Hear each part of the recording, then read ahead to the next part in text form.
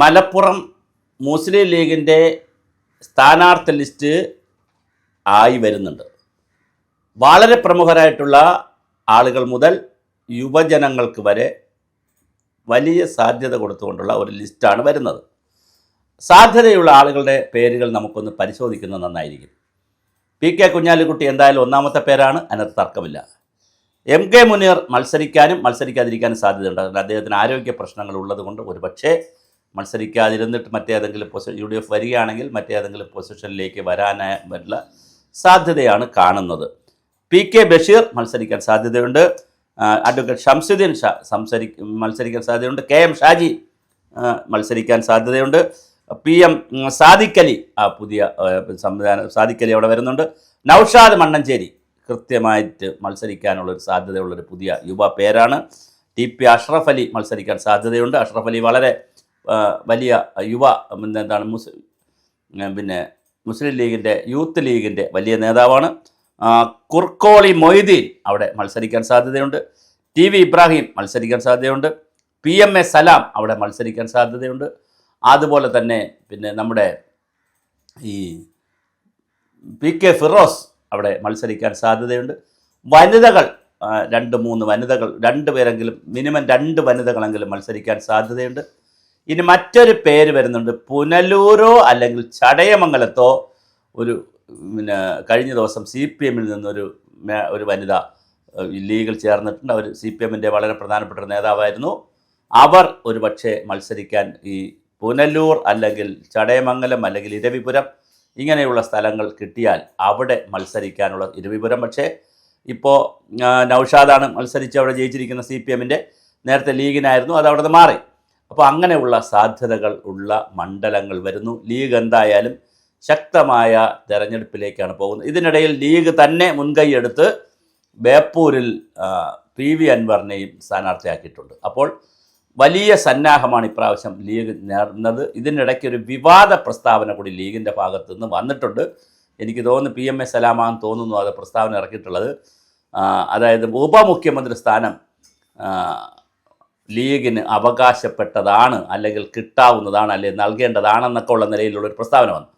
ശരിക്കും പറഞ്ഞാൽ തെരഞ്ഞെടുപ്പ് സമയത്തല്ല ഇത്തരം പ്രസ്താവന. തെരഞ്ഞെടുപ്പ് ജയിച്ച് സ്ഥാനാർത്ഥികൾ വന്ന് MLA-മാർ വന്ന് അതിൻ്റെ കണക്കുകൾ എടുത്ത് അതിൻ്റെ ഒരു റേഷ്യോയും കാര്യങ്ങളൊക്കെ നോക്കിയിട്ടാണല്ലോ ഈ മന്ത്രിമാർ എത്ര വേണം, അല്ലെങ്കിൽ ഉപമുഖ്യമന്ത്രി, അങ്ങനത്തെ കാര്യങ്ങൾ വരുന്നത്. അപ്പോൾ അതിനപ്പുറം ഇത് വിവാദമായിട്ടാണ് ഇപ്പോൾ നിൽക്കുന്നത്. അത് ഒരു തെരഞ്ഞെടുപ്പിന് UDF-ന് ഗുണം ചെയ്യുന്ന വിവാദമല്ല. സ്വാഭാവികമായിട്ട് ഇപ്പുറത്ത് വെള്ളാപ്പള്ളി നടേശനും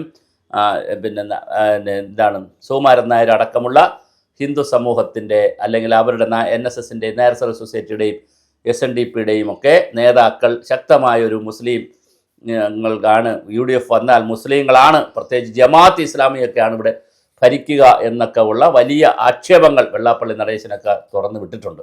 ആ സാഹചര്യം കൂടി മനസ്സിലാക്കിയിട്ട് വേണം തെരഞ്ഞെടുപ്പിന് മുമ്പ് ഇത്തരത്തിലുള്ള പ്രസ്താവനകൾ വരേണ്ടത്.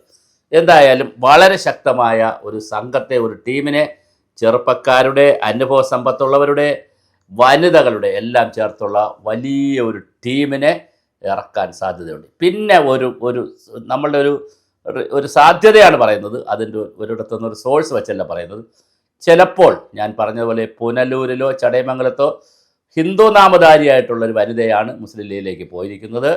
അതുകൊണ്ട് തന്നെ അവരെ നിർത്തിക്കൊണ്ട് ഞങ്ങൾ മതേതര പാർട്ടിയാണെന്ന് പറയാനുള്ളൊരു സാധ്യതയുണ്ടോ, അല്ലെങ്കിൽ മറ്റെവിടെയെങ്കിലും ഒരു ഹിന്ദു നാമധാരിയെ, നേരത്തെ രാമനെ നിർത്തിയിരുന്നു, അതുപോലെ ഏതെങ്കിലും ഹിന്ദു നാമധാരിയെ നിർത്തി ജയിപ്പിച്ച് ഞങ്ങൾ മതേതര പാർട്ടിയാണ് എന്ന് പറയാനുള്ള ഒരു പൊളിറ്റിക്കൽ സ്ട്രാറ്റജി കൂടി ലീഗ് എടുത്താൽ അത്ഭുതപ്പെടാനില്ല. കാരണം ഇപ്പോഴത്തെ ഈ വരുന്ന വർഷങ്ങൾ, കഴിഞ്ഞ വർഷങ്ങളിലെ തെരഞ്ഞെടുപ്പുകളിലൊക്കെ എല്ലാവരും മത്സരിക്കുകയാണ്. ഞങ്ങൾ മതേതരമാണെന്ന്, മതേതര പാർട്ടിയാകാൻ പേരുകൊണ്ട്, മുസ്ലിം ലീഗിൻ്റെ പേര് കൊണ്ട് തന്നെ അതിനകത്ത് ഇന്ത്യൻ യൂണിയൻ മുസ്ലിം ലീഗ് എന്നാണ്, അതിനകത്ത് മുസ്ലിമിൻ്റെ പേരുണ്ട്. മറ്റ് പല പാർട്ടികളിലും ഇതുപോലെ ക്രിസ്ത്യൻ പേരുകളിൽ അങ്ങനെയില്ല, പാർട്ടികളിൽ കേരള കോൺഗ്രസ് എന്നേ ഉള്ളൂ. അതേസമയം ഈ ഇങ്ങനെയുള്ള ഒരു മുസ്ലിം ലീഗിലാണ് ഇങ്ങനെ ഒരു പേരുള്ളത്. അതുകൊണ്ട് തന്നെ അവർ മതപാർട്ടി അല്ലേ എന്നൊക്കെ ഉള്ള ചർച്ചയൊക്കെ എതിരാളികൾ തുറന്നുവിടുന്നുണ്ട്. അതിനെയൊക്കെ പ്രതിരോധിക്കുന്നതിന് വേണ്ടി ഒരു ഹിന്ദു നാമധാരിയെ കൂടി സ്ഥാനാർത്ഥിയാക്കിയാൽ അത് അത്ഭുതപ്പെടാനില്ല. ഒരു ദളിത് വിമൺ, വനിത അവരുടെ കേന്ദ്ര കമ്മിറ്റിയിൽ അംഗമായിട്ടുണ്ട്. ഒരുപക്ഷെ അവരെ മത്സരിപ്പിച്ചാലും അത്ഭുതപ്പെടാനില്ല. അത് അങ്ങനെ ഒരു അത്ഭുതത്തിന് ഒരു ബോംബ് ചിലപ്പോൾ ലീഗ് ഇടുമോ ഇപ്രാവശ്യം എന്നറിയില്ല. എന്തായാലും ഞാൻ സൂചിപ്പിച്ചതുപോലെ കുഞ്ഞാലിക്കുട്ടി മുതൽ മുനീറിൻ്റെ കാര്യത്തിലാണ്, ഡോക്ടർ മുനീറിൻ്റെ എം കെ മുനീറിൻ്റെ കാര്യത്തിലാണ്. അദ്ദേഹം നേരത്തെ പഞ്ചായത്ത് വകുപ്പ് മന്ത്രിയായിരുന്നു.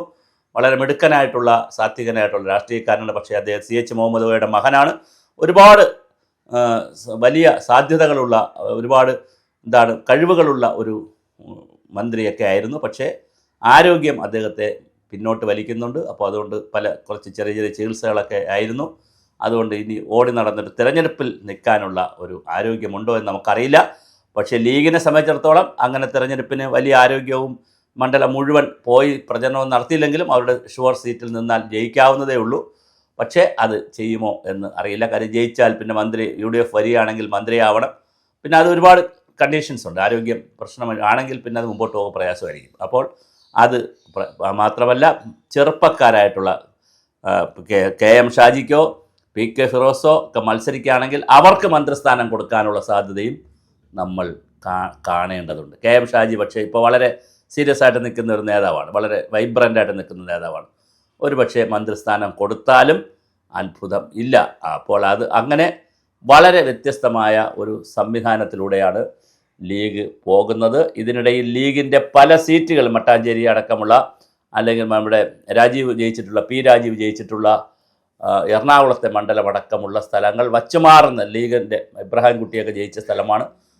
PK ഇബ്രാഹിം കുട്ടി, അദ്ദേഹം നേരത്തെ മന്ത്രിയൊക്കെ ആയിരുന്നു. അപ്പോൾ അത്തരം സീറ്റുകൾ വച്ചുമാറുന്നതിനെക്കുറിച്ചും ലീഗ് വളരെ ഗൗരവമായി ചർച്ച തുടങ്ങിയിട്ടുണ്ട്. എന്തായാലും എല്ലാ പാർട്ടികളും വ്യത്യസ്തമായ ചർച്ചകൾ നടത്തുന്നു. ഇതിനിടയിൽ RSP വളരെ ശക്തമായ നിലപാടുകളുമായി പല സീറ്റുകളും അവർക്ക് അങ്ങോട്ടും ഇങ്ങോട്ടും കോൺഗ്രസുമായി വച്ച് മാറണം, കൊല്ലം വേണം. അതുപോലെ തന്നെ പിന്നെ അതേസമയം ഫോർവേഡ് ബ്ലോക്ക് കൊല്ലത്തിന് ഒരു ദേവരാജൻ അതിനകത്ത് ഒരു ഡിമാൻഡ് വെച്ചിട്ടുണ്ട്. ഫോർവേഡ് ബ്ലോക്ക് ഇപ്പോൾ UDFിൻ്റെ ഒരു ഘടകകക്ഷിയാണ്, പ്രധാന ഘടകകക്ഷിയാണ്. അപ്പോൾ അവരും ഒരു ഡിമാൻഡ് വെച്ചിട്ടുണ്ട്, കൊല്ലം വേണമെന്ന്. അപ്പോൾ അങ്ങനെ പല ഡിമാൻഡുകളുടെ പുതിയ കഥയാണ്. മുകേഷ് MLA, CPMൻ്റെ MLA വളരെ ഗ്രാഫ് വളരെ താഴ്ന്നു നിൽക്കുകയാണ് കൊല്ലത്ത്. മൊത്തത്തിൽ കൊല്ലം കോർപ്പറേഷൻ ഇപ്പോൾ UDF ആണ് പിടിച്ചിരിക്കുന്നത്. അങ്ങനെ പല ഘടകങ്ങൾ കൊല്ലത്തെ അനുകൂലമാക്കുന്നുണ്ട്. അതിന് ബിന്ദു കൃഷ്ണയ്ക്കാണോ അതോ ഇവരാരെങ്കിലും ആണോ വരിക എന്നുള്ളത് നമുക്കറിയില്ല. എന്തായാലും കാത്തിരുന്ന് കാണാം. ലീഗിൻ്റെ ലിസ്റ്റ് പക്ഷേ ആൾമോസ്റ്റ് ആവുന്നു. ഇനിയും പല പേരുകളും വരാനുണ്ട്. 10-25 സീറ്റിൽ അവർ മത്സരിക്കുന്നതാണ്. വരുന്ന മുറയ്ക്ക് നമുക്ക് ആ പേരുകൾ കൂടി പറയാവുന്നതാണ്.